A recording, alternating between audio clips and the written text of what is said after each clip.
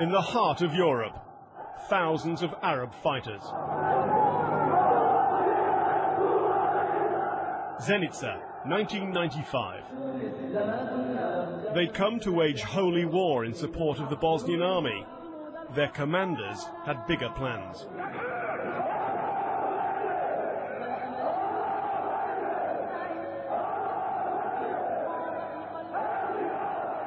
The Bosnian president, Alija Izetbegović, had formed a local, purely Muslim brigade.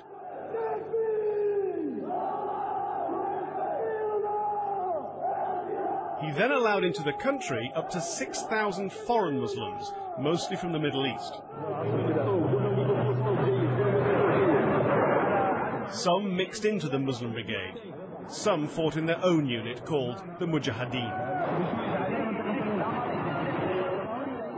They committed many atrocities. The tapes Sky News have obtained include beheadings and signs of torture. Their headquarters was this ruined factory, a fearsome place then. Memories die hard. Our approach was viewed with great suspicion. We've been refused permission to film, our car number plates have been noted down, and the guards are already on their mobiles. This is a story a lot of people don't want to be told. And why? It's because of the hundreds of Mujahideen who used to be down there. Well, some of them are still round here. Our information is that at least dozens of Mujahideen, possibly hundreds, stayed on.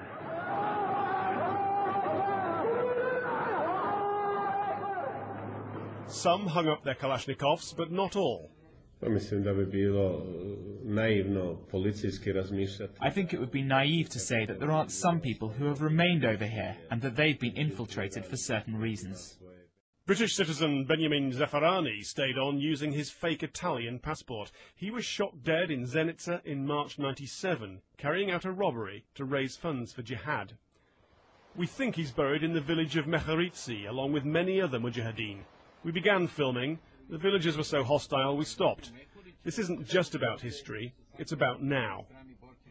Documents passed to us indicate the scale of the problem. Sky News has obtained several documents marked top secret, amongst them this, which lists 1,700 names of Mujahideen fighters. There are dozens of Saudis, Yemenis, Egyptians, and among them there are 5 Britons. For example, Sehid Jasir, Ingleska, which means English, Boginho, which means killed in action. And here another Ingleska, Mohammed Aisa. Other names marked as English are Abu Qutayba Asim, Abu Khalid Abdul Razak, and Abdul Kelik Abdul Qudus. These pages show the names of several hundred Mujahideen who were given Bosnian passports after the war, and that they changed their names. For example, Abdullah Khalid becomes Klokic. Western intelligence agencies are now pressing the Bosnians to look into exactly where these people are and what they're doing. And asking, have any of these men been in contact with the 3 young Bosnian Muslims arrested last month on terrorism charges? Firearms, explosives, and a suicide video confession were seized. The youths are being held in this Sarajevo jail. There have been 7 connected arrests made in Sweden. People had this type of munitions, they had explosives, they had firearms, and obviously they intended to use that for some ulterior purpose, whether it was within Bosnia-Herzegovina or elsewhere. They were planning some type of activities, terrorist type activity, and that is actually worrying, that people are actually here in Bosnia doing that. The arrests have shocked the Bosnians, locals asking, where did these young men get their ideas from? Bosnia's version of Islam includes lipstick and beer, but it wasn't just fighters that infiltrated in '95, it was ideas.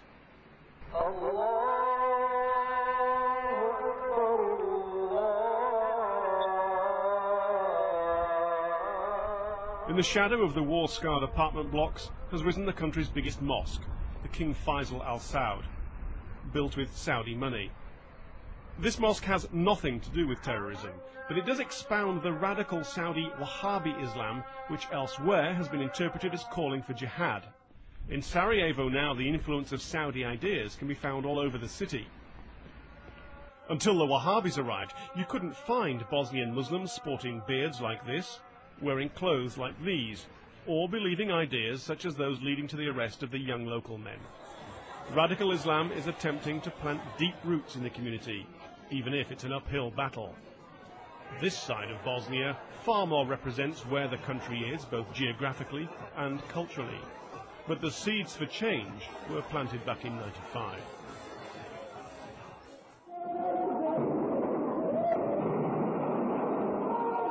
The war brutalized a generation.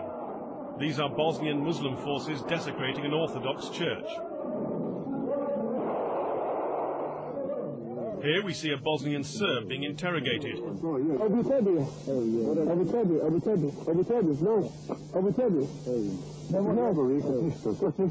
He knows his fate. We see him later partially beheaded.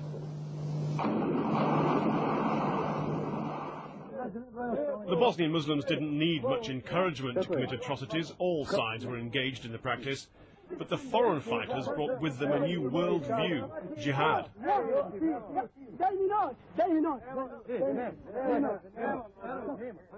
Here an Arab man tries to persuade his Bosnian colleagues to let him kill Serb prisoners.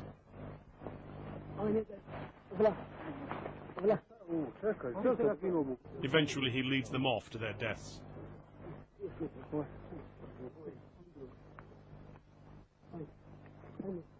There were some serious players sent to Bosnia, among them the man who planned 9/11, Khalid Sheikh Mohammed, and Abu Suleiman al-Maki, here on the right of Osama bin Laden. One reason he's sitting down, he was shot in the legs in Bosnia. British Muslim convert Andrew Rao, jailed this year on terrorism charges, was also in Bosnia in the mid-90s. Mirno! Nadesnora! Nice! Mirno! Pozdrav! Bosnian Serb Police Headquarters has been tracking the jihadists. Officers here, many of whom fought against the Mujahideen, believe vital years were lost after the war because there was no unified force covering the whole country. They claim the long-term aim is the radicalization of the whole region's Muslims.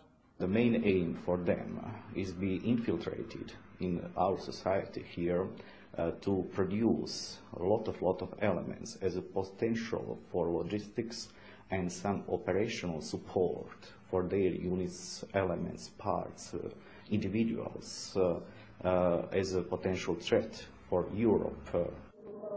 The Mujahideen video shows their flag planted in Bosnia and speaks of spreading their jihad.